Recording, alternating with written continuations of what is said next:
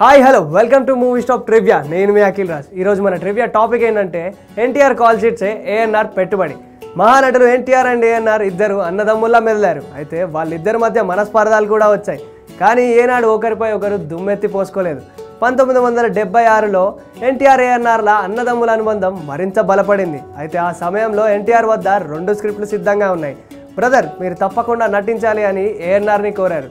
దానికి అంగీకరించిన ఏఎన్ఆర్ చాణక్య చంద్రగుప్త స్క్రిప్ట్ని ఓకే చేశారు. చాణక్యుని పాత్ర పోషించడానికి ఒప్పుకున్నారు. అయితే ఆ తర్వాత చంద్రగుప్తుని పాత్రని ఎన్టీఆర్ గారు పోషించారు. ఈ సినిమాని రామకృష్ణ సినీ స్టూడియోస్ పతాకంపై నిర్మించారు.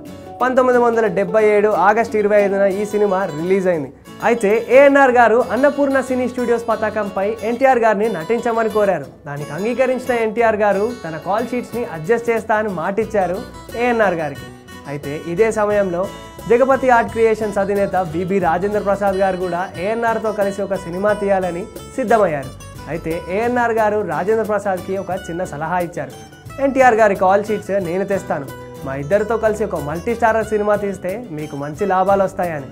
అయితే దానికి అంగీకరించిన రాజేంద్ర ప్రసాద్ గారు తీసిన సినిమానే రామకృష్ణులు. ఎన్టీఆర్ కాల్ షీట్స్తో ఏఎన్ఆర్ పెట్టుబడితో తీసిన ఈ సినిమా మంచి లాభాలనే పొందింది. అయితే ఈ సినిమా 1978లో టాప్ గ్రాస్గా నిలిచిపోయింది. ఇది వాటి trivia topic. This is Akhil signing off.